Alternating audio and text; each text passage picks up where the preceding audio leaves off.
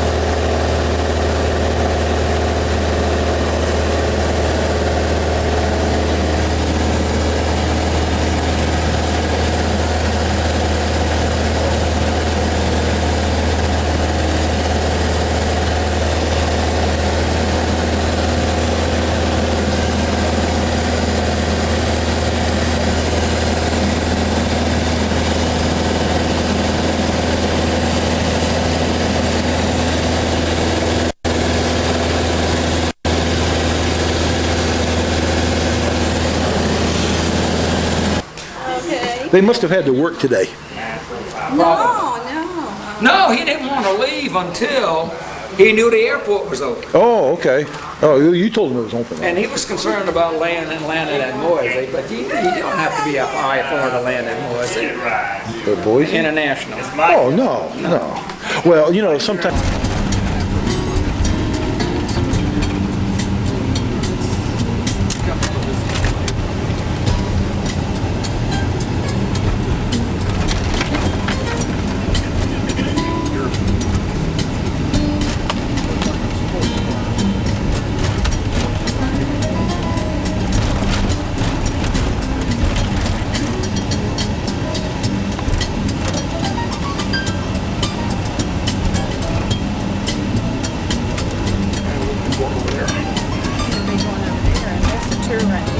Oh yeah, that's the cemetery. Yeah, we'll go down there.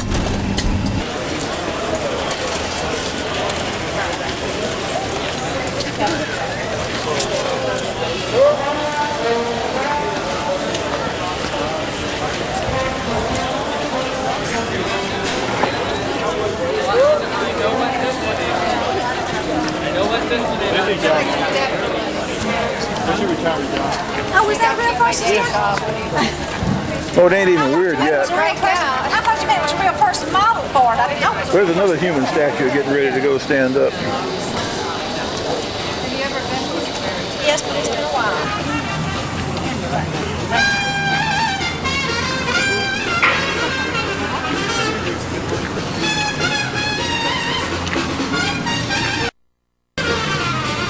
Listen to a little jazz.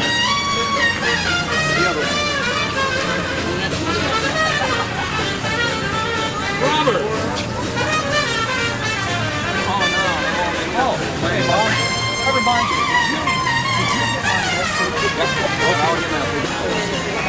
You're in charge, boss. Show them.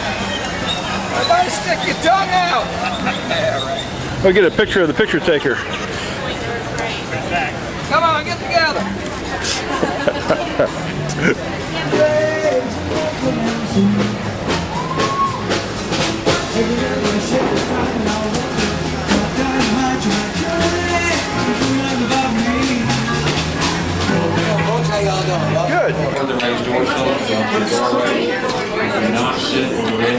Grumman folks.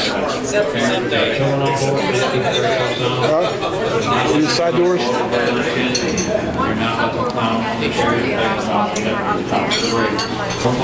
Greek vessel. Two down there and all the way around floodlights are two American ships are being Navy Green. There's the Cape Kennedy and the Cape Knox. Those two big ships are used to carry supplies for the United States military in actual war. Two big gray ships that were past are part of the United States stage-ready reserve fleet. They can be called into service within 4 days' notice, and they're operated by civilians or members of the U.S. Merchant Marine. Keep going down street here for about another half an hour. Way on down there in the distance is a large oil refinery called the Chalmette Refinery. We go down near the refinery before we turn. And after we turn on our way back upstream, we'll be coming up through an anchorage. You're going to see some ships at anchor. We'll pass rather close to them. And then on our way on up, at about 8:30, we'll actually be coming back up into the lights of the city of New Orleans. You might want to plan to be out on the deck about 8:30. New Orleans skyline. That's a very pretty sight, especially when it's seen from out in the middle of Mississippi after dark. And other than that, just be back at the Tullow Street Wharf for 9 p.m. Please enjoy yourself, relax. If you have any questions about the boat or the river, the backs and points along the way, please feel free to question the crew.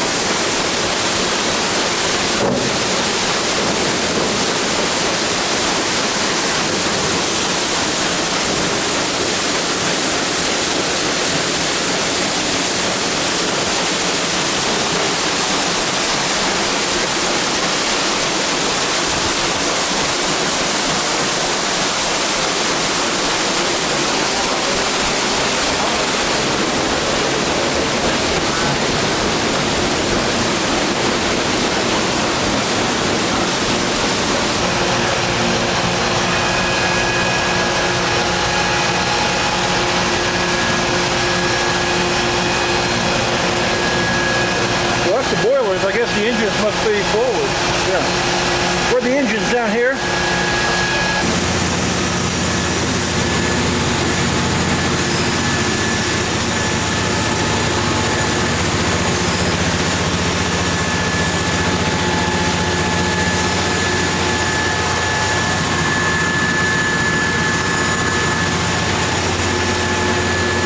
See, this is what's running the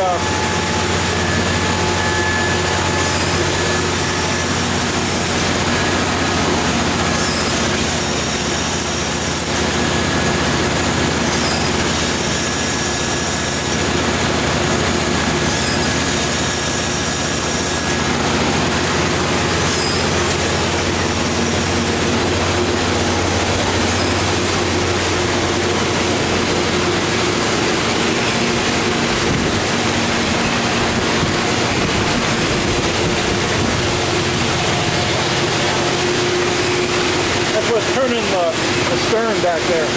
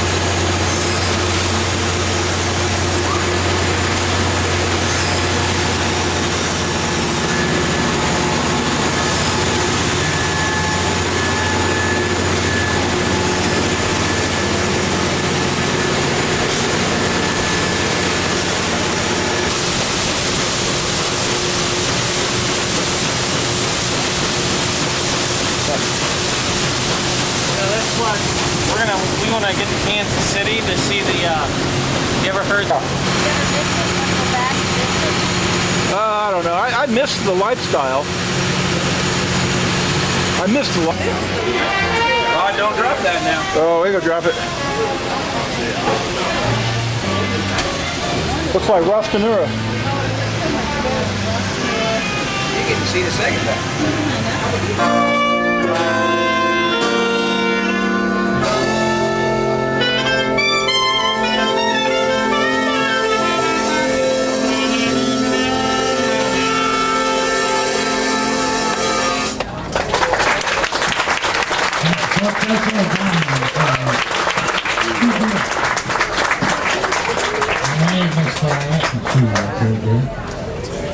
Good to see you. All right, that one brings us right up on 8 o'clock. We're going to remind you folks one more time. Everybody out there's got a dinner ticket that hasn't used it yet. Or if you're hungry and you haven't had enough, if you haven't eaten that and you intend to, get on downstairs so you can catch up on all the nice food our gals cook up. About 8:20 or 8:25 when the stomach starts to rumble. Everything's put away. And you'll be hungry. And then you have to go down to Bourbon Street to go to Lucky Dog. Gourmet food about 12 o'clock at night. Couple of beers, they look wonderful. Anyway, please don't let sound on the food. Alright, here's Michael Polk on the trouble. We haven't had a chance to preach tonight.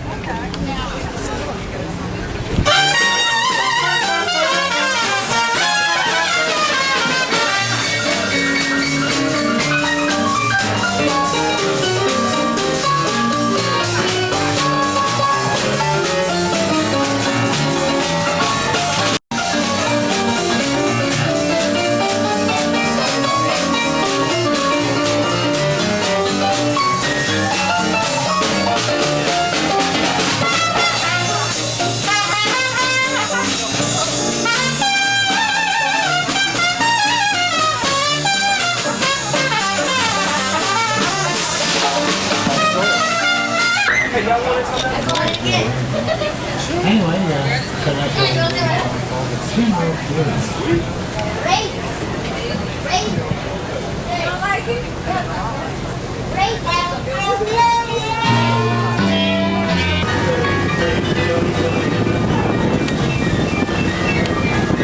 Hey, right there.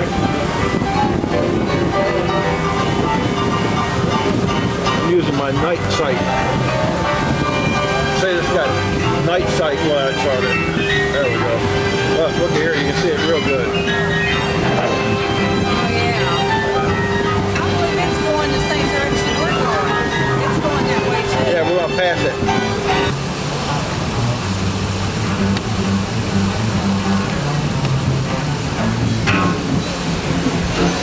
Yeah, I thought we were only supposed to pay taxes on the interest that we earn, not on all of our money. Got it right there.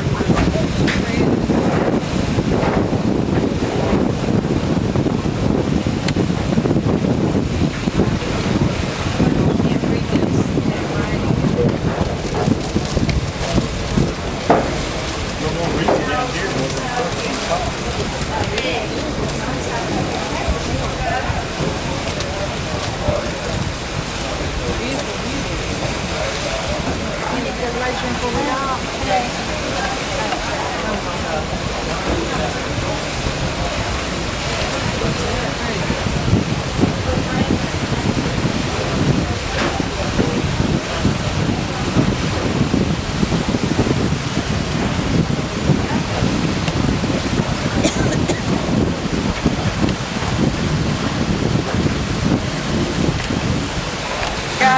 Appreciate behind the line, man, please. Thank you very much. Guess they're afraid you'll fall over. Big stem, we got a lot of river cruises. We never had to do that before. Not behind the line. But watch out, Claw. I know I'm getting across the line. There we are, Bourbon Street. Actually, nice and clean after a hurricane come through. Go ahead, honey. I ain't gonna drive it. I'm gonna walk in the street.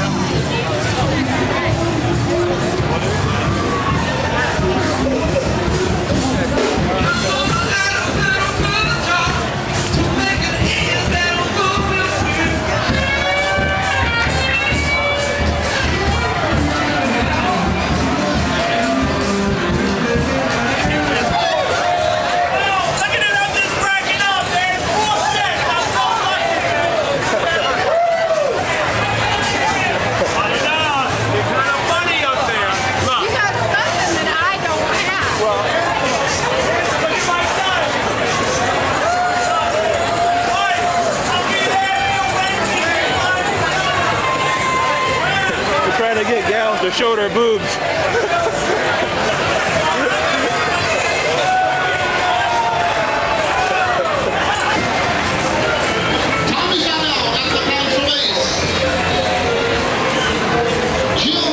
Just getting a picture of all the bikes.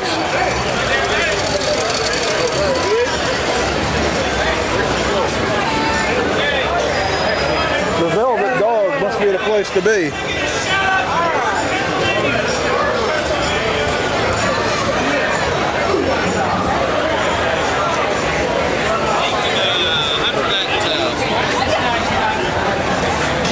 Right here it is.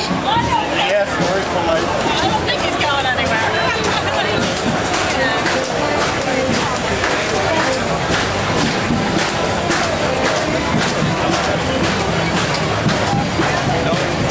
You have to wait 20 minutes or so, probably.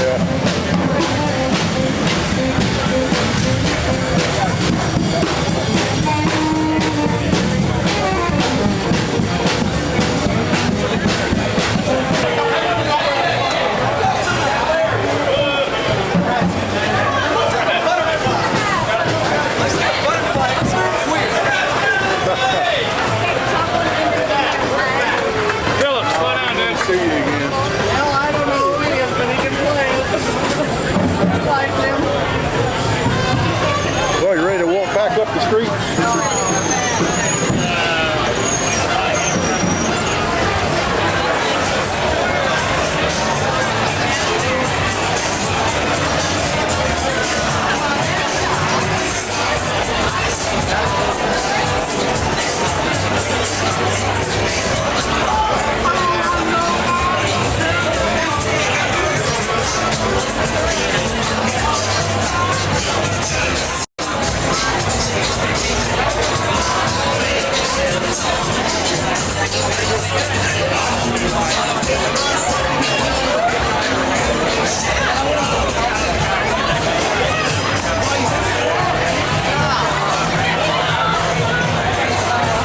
Want some beads?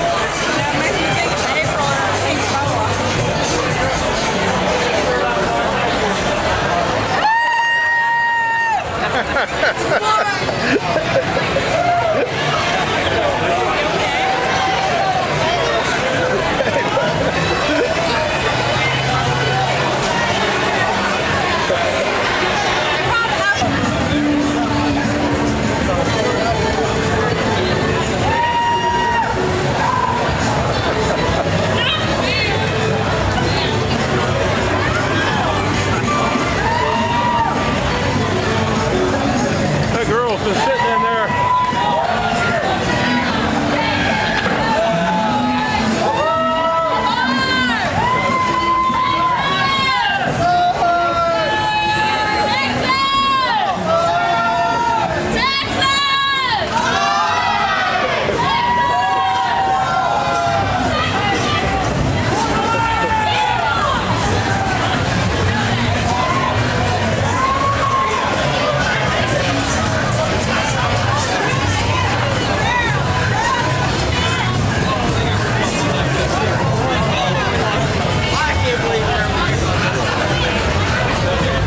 That's a guy right there, believe it or not.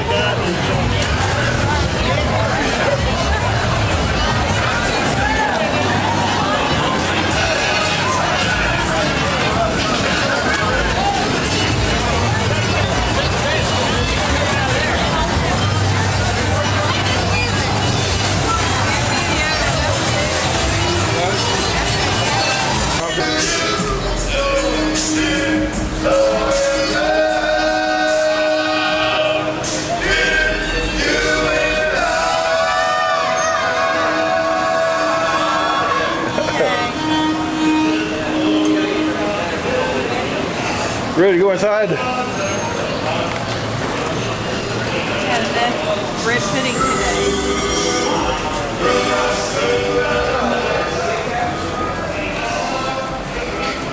This is a fancy place too. Hear me back there? Well, shut up. You hear me?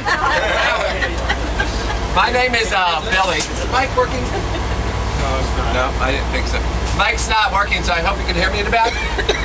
My name's Billy, and I'm going to be your tour guide for the Garden District for the next about a couple hours. We're going to be touring through the Garden District. I am a licensed professional tour guide. Here in New Orleans, we're one of the few cities in the United States that do license their tour guides. So, welcome. We're going to have a great time.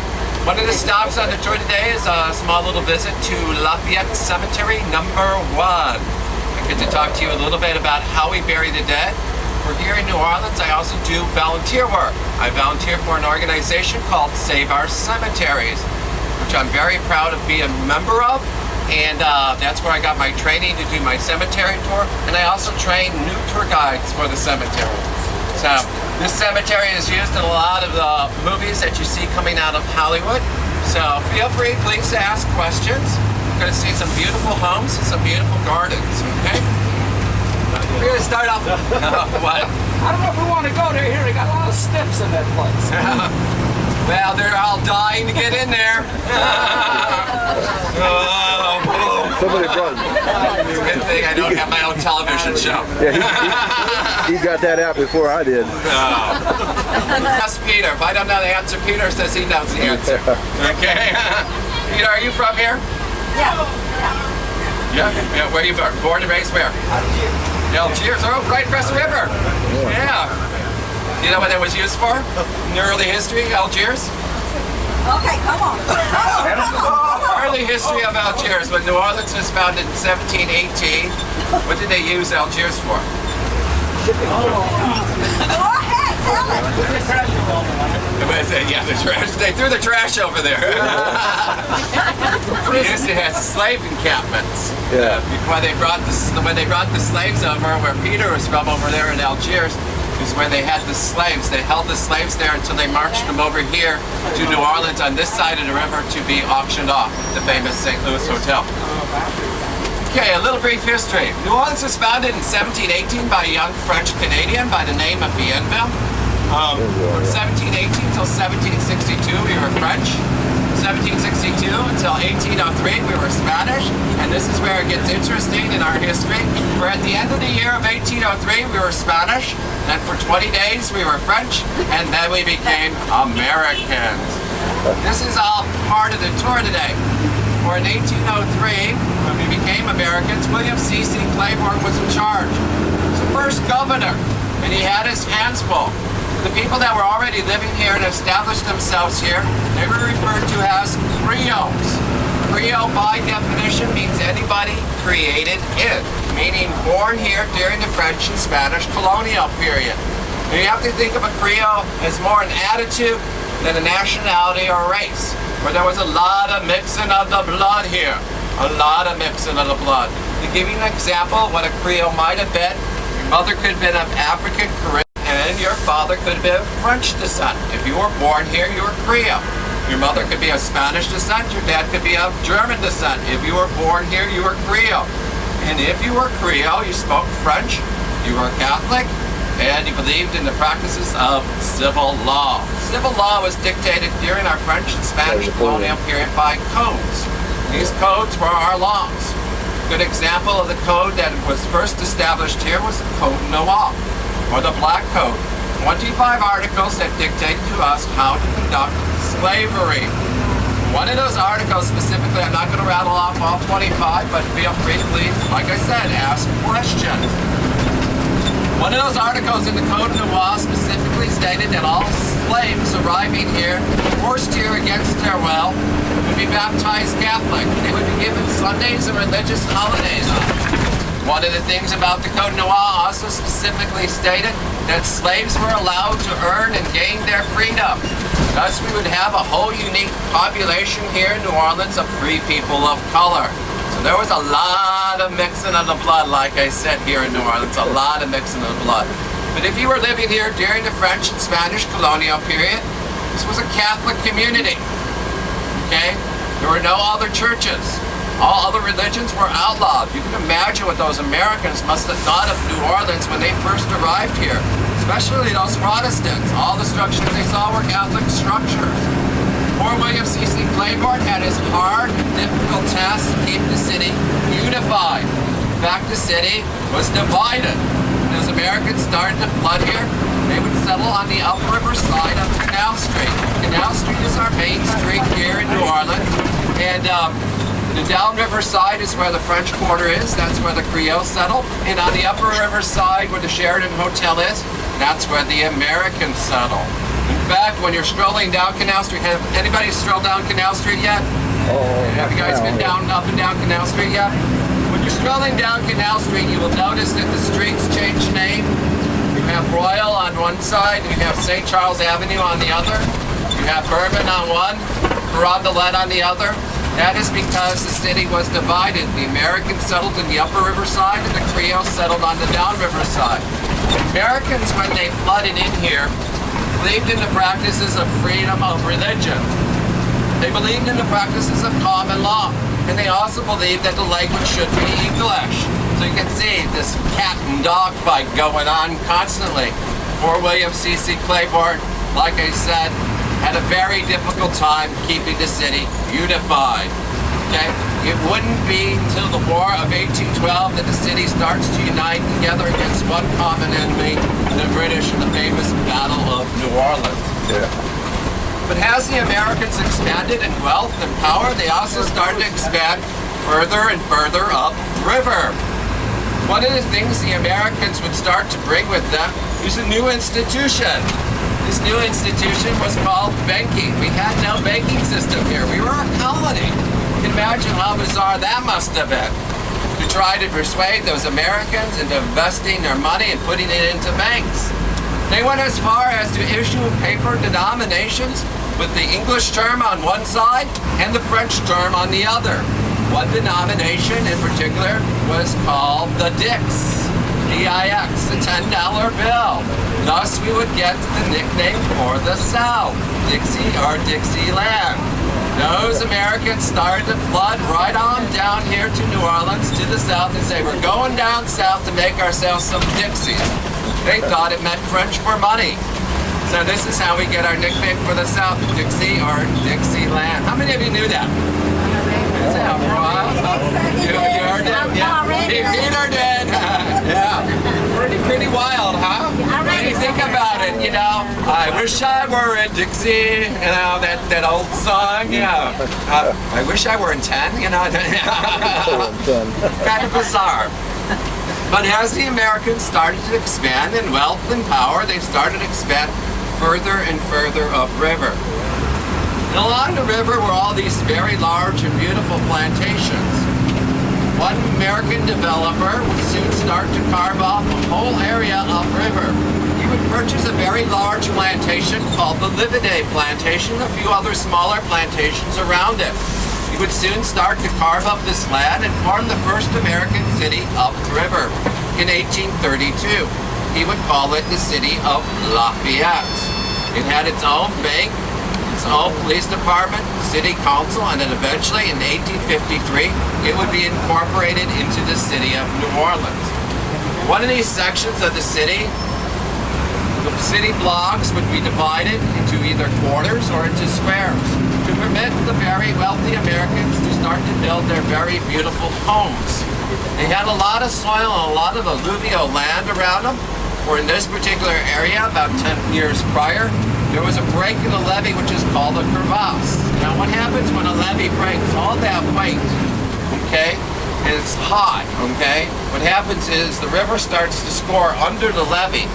It weakens it underneath, and the levee just simply collapses in on itself, and the water flows through, bringing all this alluvial soil into the area. Well, when the Americans started to create their beautiful, because we are a port, we are the second largest port in the United States. We were able to import many different varieties of flora, flowers, trees, and shrubs. And they started to plant these beautiful gardens around their homes. People would stroll through this area and say, wow, look at those homes, look at those beautiful gardens, and thus they would nickname the area the Garden District. 1823. 1823. What'd you say, Peter? About 40 years old? Not too far. I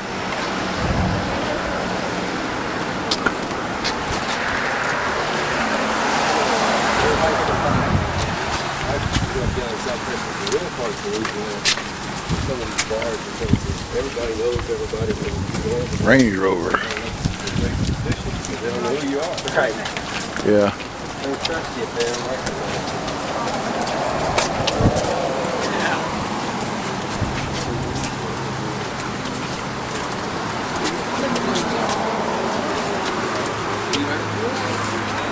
Oh, there's your brother. No. Oh, this is your husband. Oh, okay.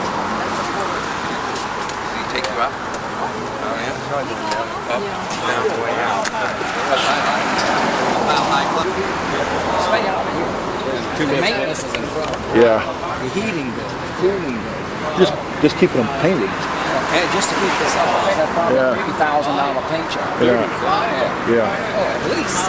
Well, He's talking about Here we can stand over here on the second floor above me. And this particular house is very intricate, very tasteful. Are all Corinthian. Plain and simple. They have no pattern on them. Very simply, they are called Doric, or you could buy them. In the late 1800s, started to move in what we call a very whimsical, romantic, and lacy, and wonderful style called Italian Eight. We have a cast iron, needed a melt before the iron in, pop it out, and then deposit it in an extra stock. corn. These are things and ways that Americans love to dress and love to color. The more intricate and more fancy and what we call the morning glory ball.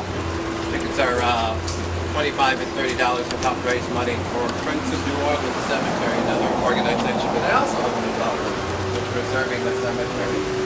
There's a big, huge where everybody dresses in black, mourning, and music, food, that kind of thing. It's a lot of fun. Above my head here, the beautiful wrought iron gate that I was telling you about. Even the letters are hand pounded by blacksmiths.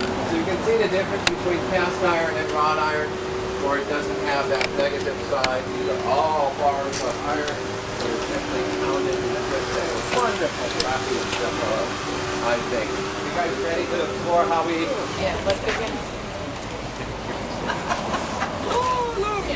Coming up the right Wow, side. everybody say, we're dead. Thank you. I'll get back in the shade now. Order, and you slide Jim in his coffin up here at the top. You see it, huh?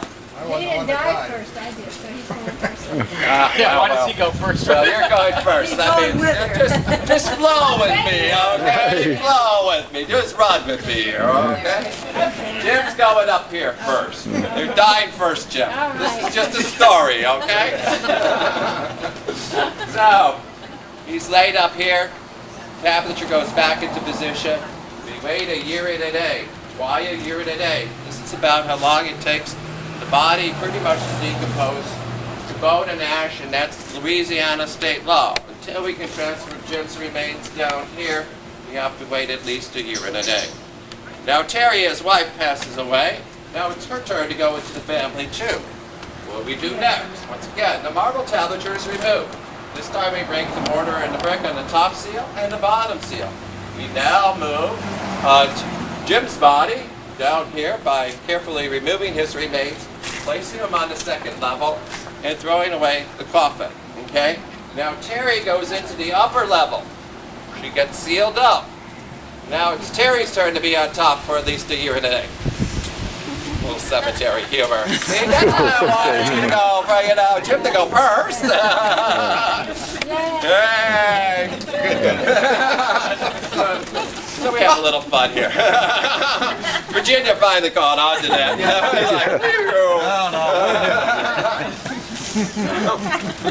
Sorry. It's going to be called a concept for this is a Protestant cemetery. And when those Americans started to arrive, their first form of burial was trying to attempt at least to try to get people into the ground. And one of the ways they did that was by creating a pit, and then they did the same thing with our family tombs. You still have a receptacle area under there for the remains. You just simply dug out the dirt, you set the coffin in, and then you buried it. And after the next person would pass away, you very simply would remove the remains, place that into the caveau, and then put the next casket on top and cover it. These are called Hopi tombs. It gives a whole new definition to the whole term of rest in peace, because they sort of look like giant king-size waterbeds, don't they? Yeah. Oh, well, Well, I guess that's a gray, really. Okay. Rooms that you see with many, many drawers in it are what we call society tubes. Sometimes societies would band together, such as the Yankees, whatever we call it. American Yankee. Huh? AYA. The American Yankee Association would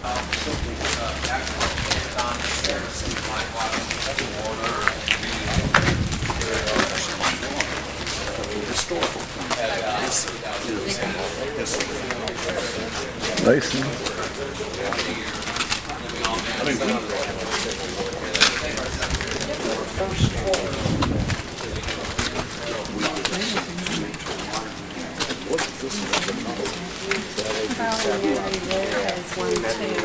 One on Esplanade. In Pensacola,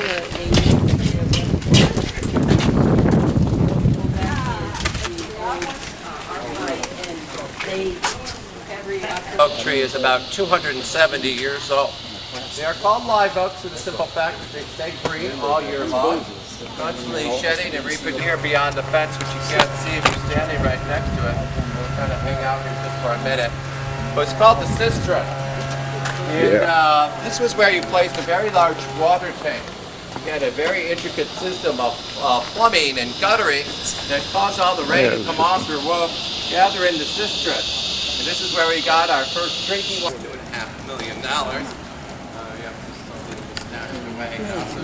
It's got a nice garden in the backyard. I like a carriage house myself. But this building and a lot of the buildings and structures that you have been seeing today, who are not familiar with Anne Rice. Anne Rice's house. Loved to do, still loves to do. Even when she was a child, she collected dolls, an avid doll collector. She was selling off a lot of her collection on the internet. This is a photograph of Anne Rice. And here she is with a doll. Chucky. Remember Chucky from Child? Oh, yeah. One of the original dolls for that movie. Chucky. What we're going to do now is walk up to the next corner, talk to you a little bit about that home, and then we'll get our pit stop in. Looks like Anne lost her cat.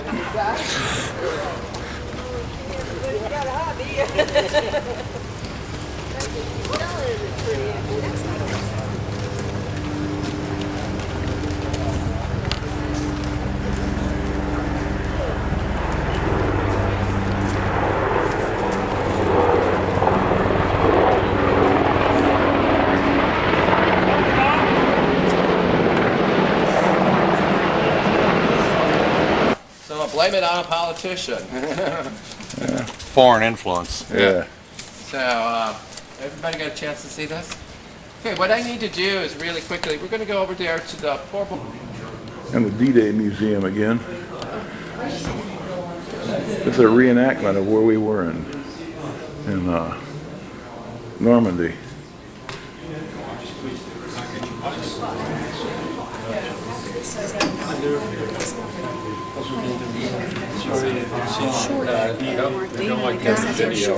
Oh, they don't? Oh. There's in the back by the alley.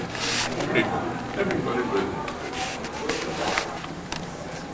Did I tell you that his wife when the Reds came up to see his little we went down there to see him. Those times we were making 7 bucks.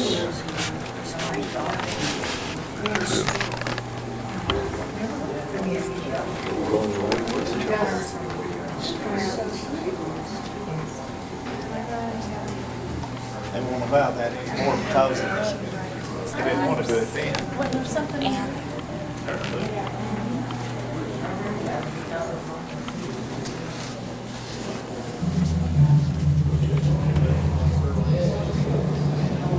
When they took some of those old houses down there, and we took the barrels off.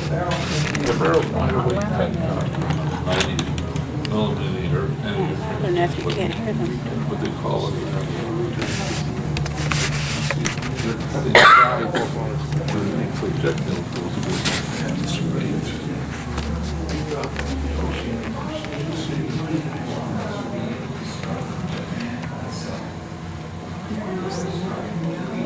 Army nurses. They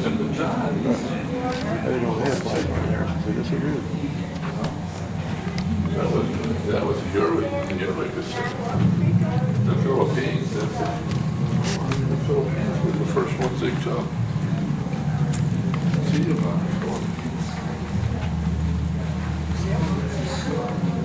Yes, it's like a regular. Yeah, regular.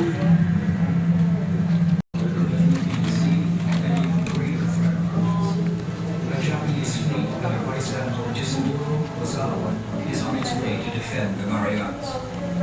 9 Japanese and 15 American carriers will meet in the greatest carrier battle in history. Here's Lady Go. Admiral Raven Sewells, commander of the 5th Fleet, is ready for battle. His first priority is to cover the Saipan.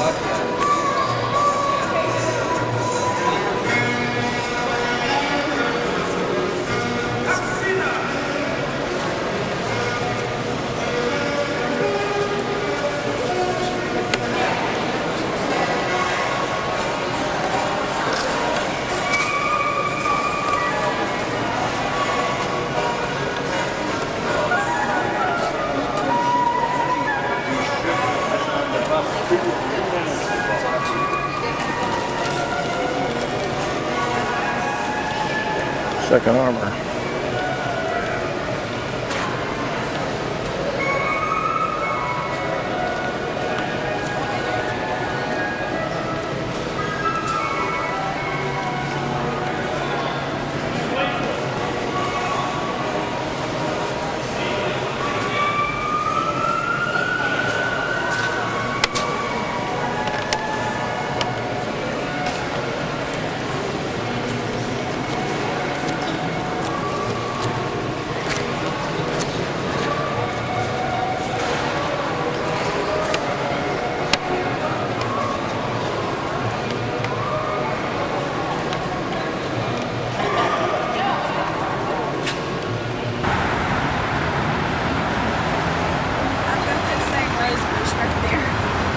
Hundreds of roses, but it smelled good.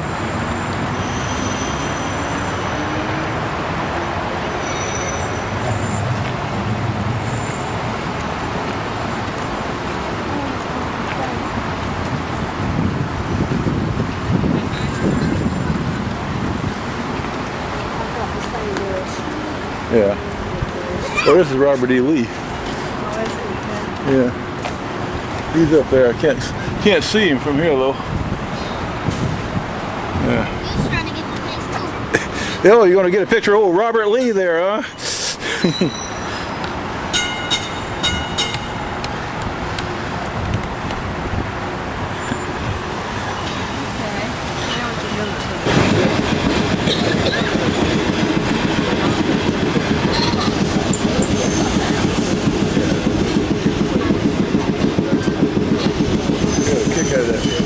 The motor sounds nice, but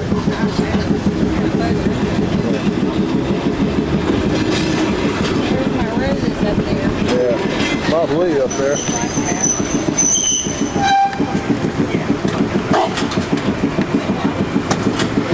Between Canal and Carlton, yeah.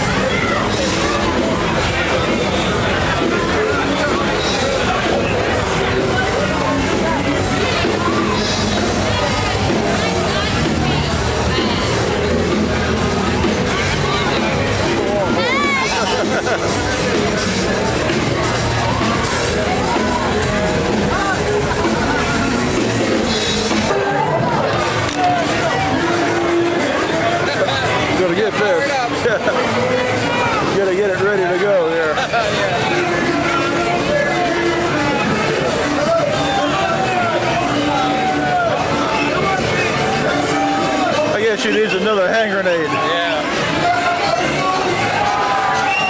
Another hand. Yeah.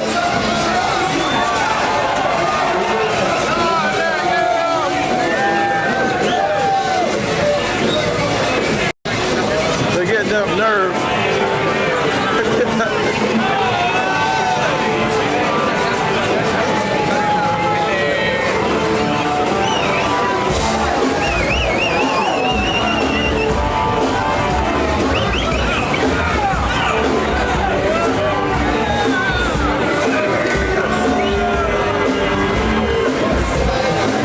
Got weddings out here tonight.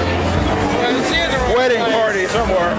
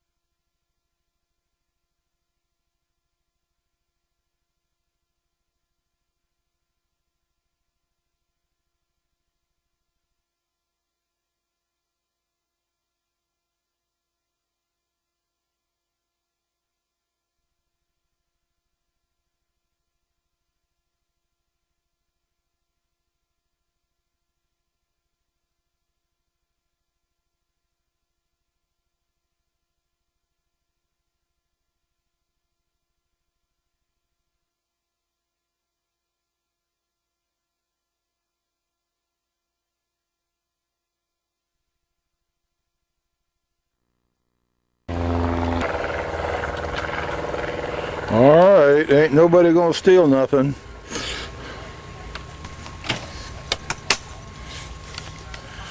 This is the campsite.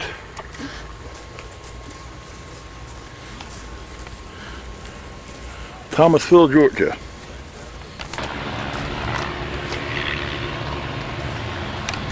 Ready? I'm ready to go to Thomasville. All right, we'll go there in a bit.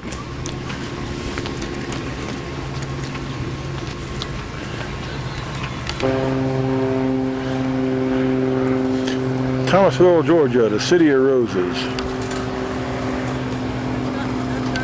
They didn't have. There was.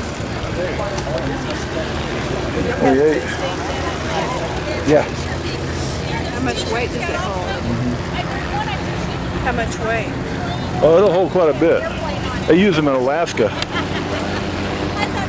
Oh, they do? In Alaska? Yeah. Pretty much.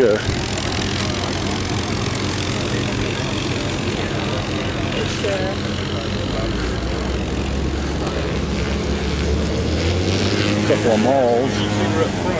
What is a real Super Cub cost? Yeah. What does a car?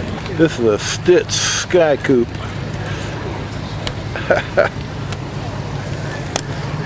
Look at all the steermen.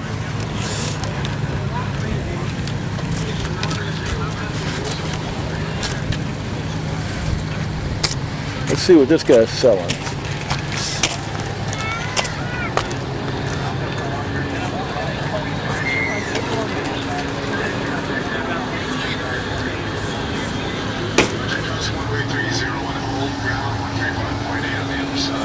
I've got that whole set of those books. That's to get the new pilots interested there. Yeah, it's Corvair. Attention someone who's driving a white Crown Victoria with Florida license plate Victor 74 Echo Tango Papa. Left your headlights on in the camping area. They've been on. Subs on the loose. In the morning, maybe all morning.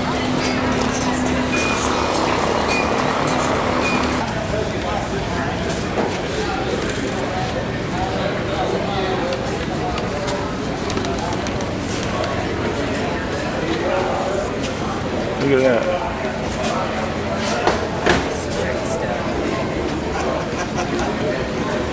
Look at them outboards.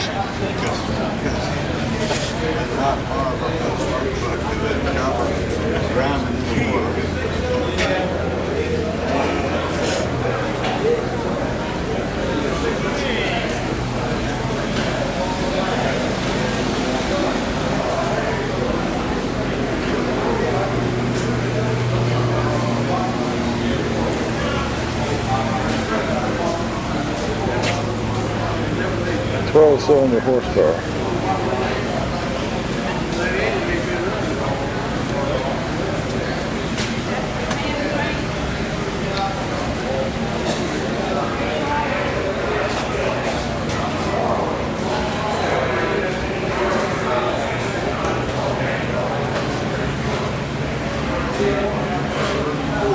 Gibbers, that's a diesel.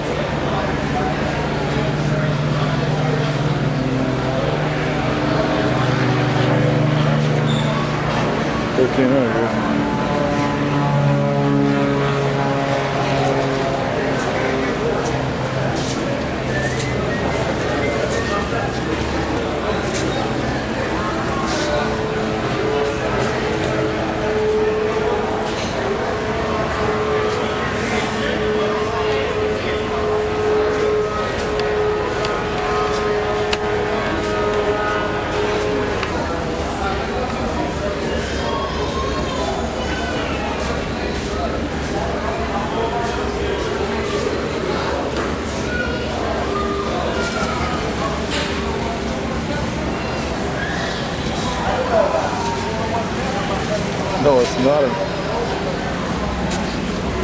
Offenhauser. Look at that.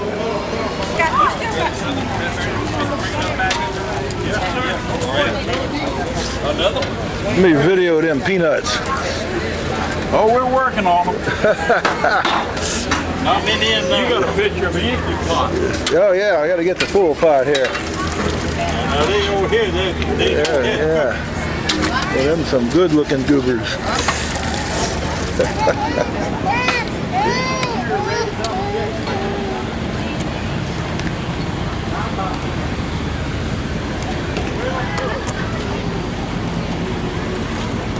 see if they come in right here. I think it might be them.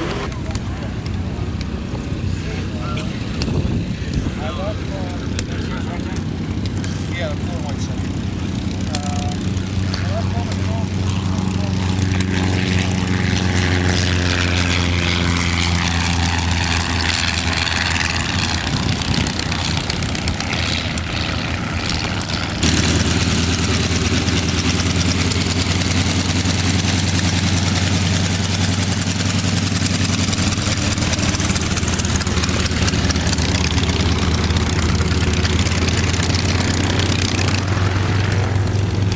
Oh, there's Ron. See Ron? Yeah, Where? right there. Yes, yeah. Yeah.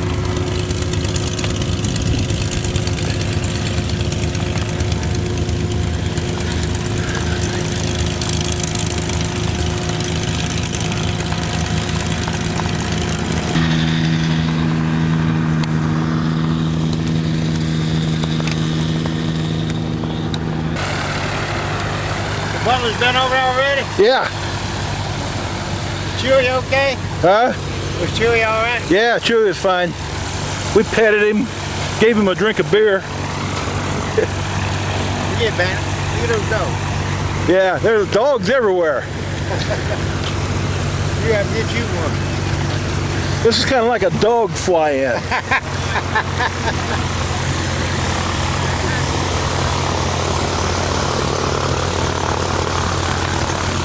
That blue and white air.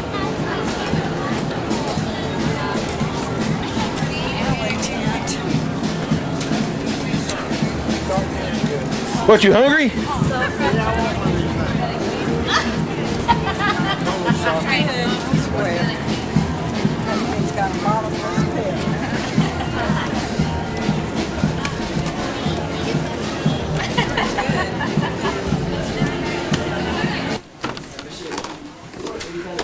Hey there, dear.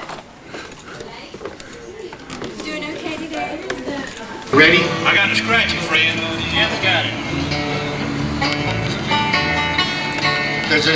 There's a chicker on the fly. There's a chicker on the flea, on the fly, on the hair, on the wart, on the frog, on the log, in the hole in the bottom of the sea.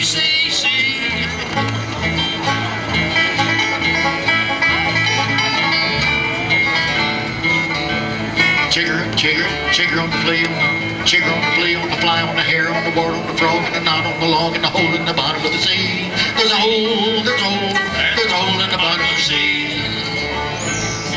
There's a hole, there's a hole, there's a hole in the bottom of the sea. There's a hole, there's a hole, there's a hole, there's a hole, there's a hole in the bottom of the sea. Now the very last verse says, there's no hole in the bottom of the sea, 'cause they done patched it up with a tire patch and it don't leak no more. Wonder if they know who hit Nellie in the belly with a flounder. Now I want to sing that song I was going to sing. Now this is dedicated to all the ladies. All the ladies. God bless them. Where would we be without us, man? We would be in a terrible position. It's like thinking of living through a whole life without any heaven, you know? Just think about it. Ask him what KFC. Fred. You're the nearest thing to heaven in the KFC. He hasn't noticed. Hit my nose. Wait for John. I want to hear a C. All right, I'll lead into it. Never mind. Just follow me, men.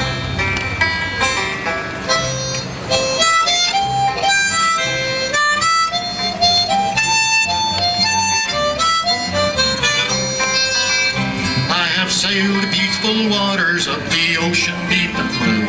I've held my breath and watched the western sunset's golden hue.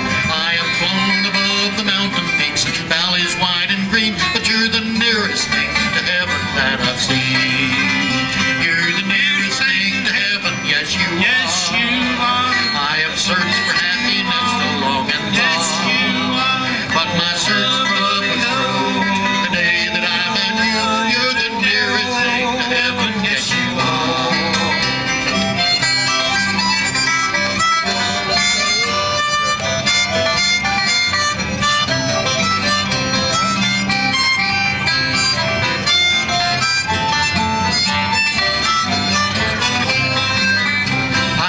That I've been tempted by a luring magic charm.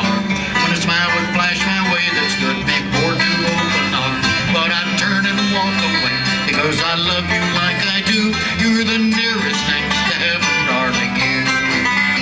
You're the nearest thing to heaven, yes you are. Yes you are. I have searched for happiness so long and long. But my search for love was through the day that I found you, 'cause you're the nearest thing. Yes, you are. Benjo.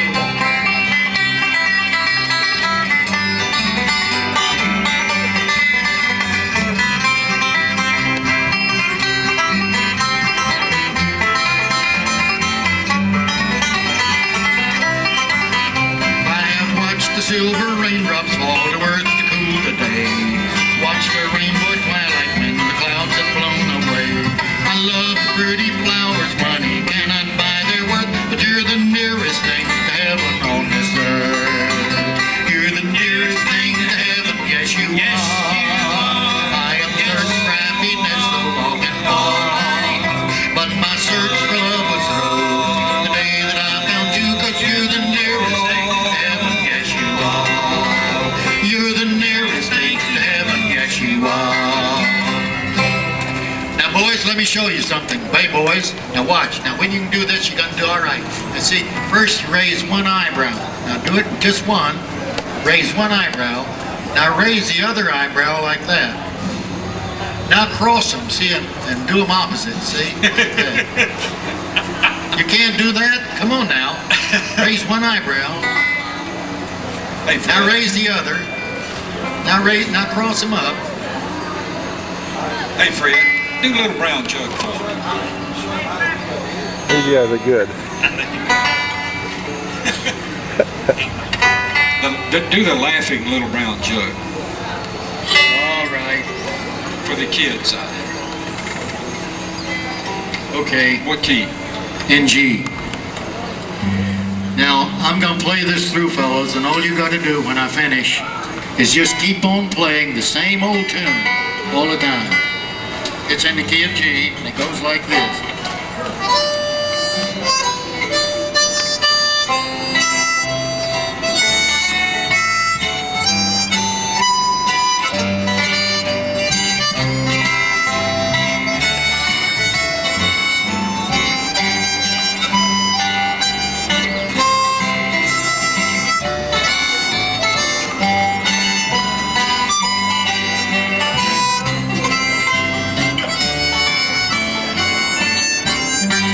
My wife and I lived all alone in a little log hut we called our own.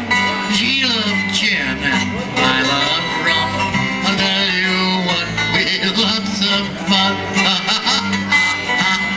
You and me, a little round jug, don't I love thee? You and me, a little round jug, don't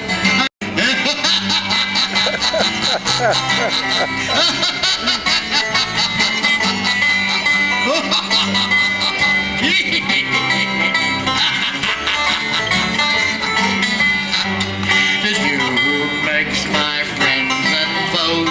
It's you who makes me wear old clothes. So here you are, so near my nose. Tip her up, and down she goes. You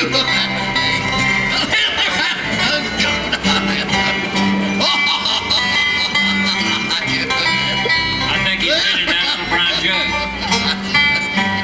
If I had a cow that gave such milk, I'd dress her in the finest silk. I'd feed her 40 times a day. I'd feed her on the best of hay. Oh, you and me, around young, I love you.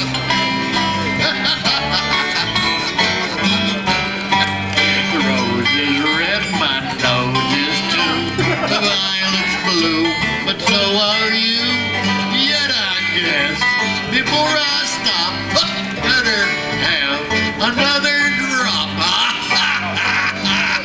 You and me,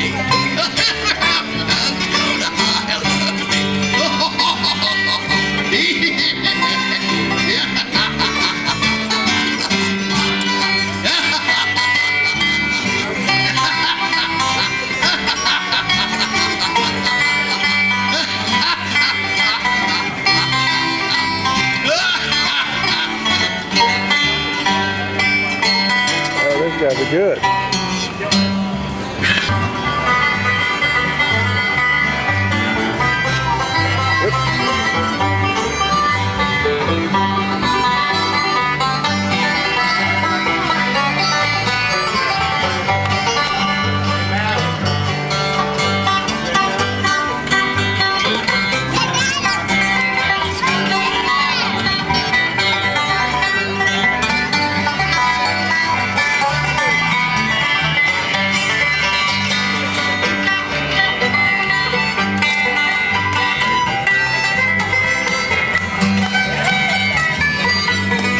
Paint sails unfurled, our curses we hurl on the English and thoughts of tomorrow.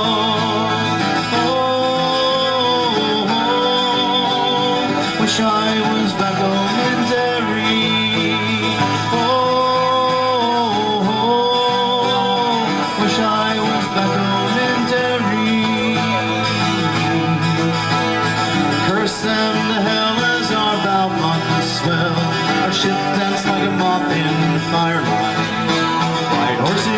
rode high as the devil passed by, taking souls to Hades by twilight. 5 weeks out to sea, we were now 43. Comrades we buried each morning. In our own slime, we were lost in a time of endless nights without dawning. Oh, wish I was back home in Derry. Oh,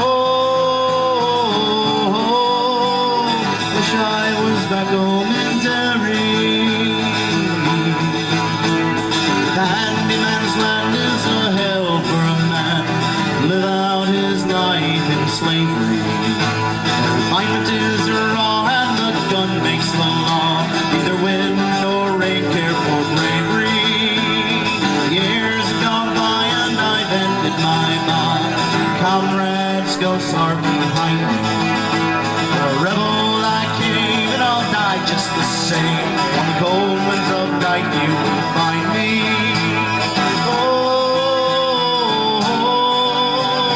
Wish I was back home in Derry.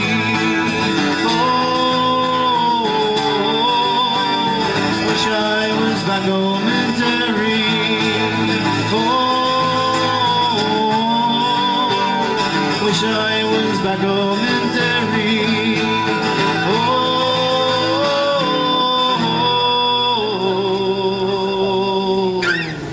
wish I was back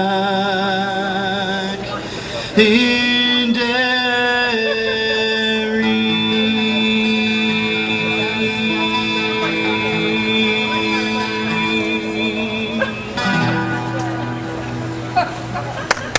Lentilati to Lenny, Lentilati to relieve.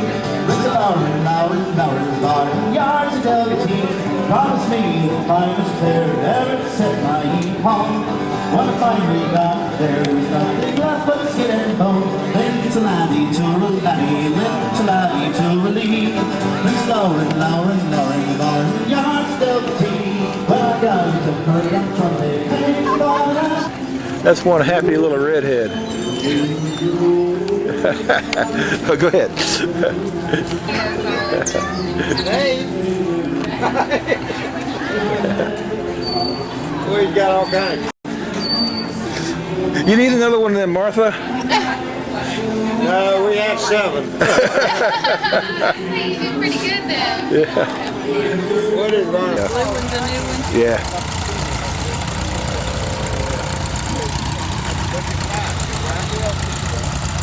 What? Oh. Dude, we've been hunting.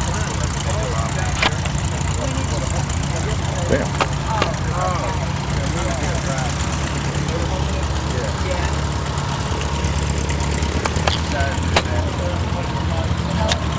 Look at that. Right there. Worked.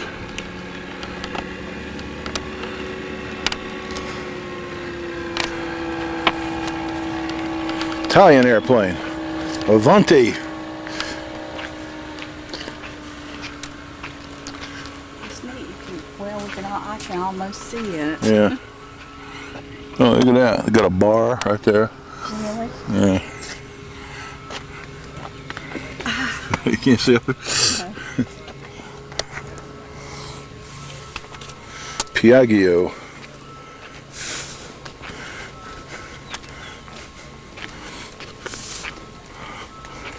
Do not tow. Do not tow. Yeah. Yeah. God, big old landing gear on that thing. Looks like you landed on an aircraft carrier.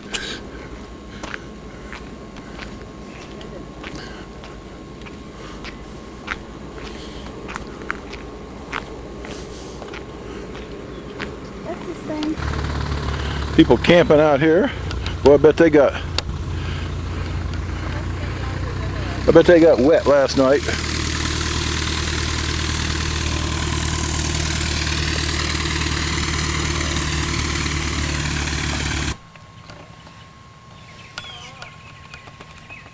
All right.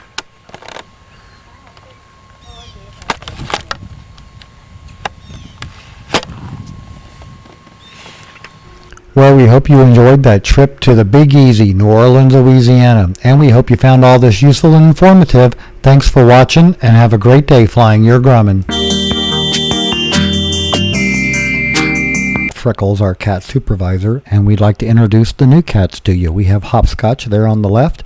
The other small ginger is Tarzan. He came with that name, and his sister will be popping up in just a second, and her name is Sweet Pea. These are the new cats that we've adopted into our home. It's going to be a nice little family, and we're having a ball. Thanks for watching.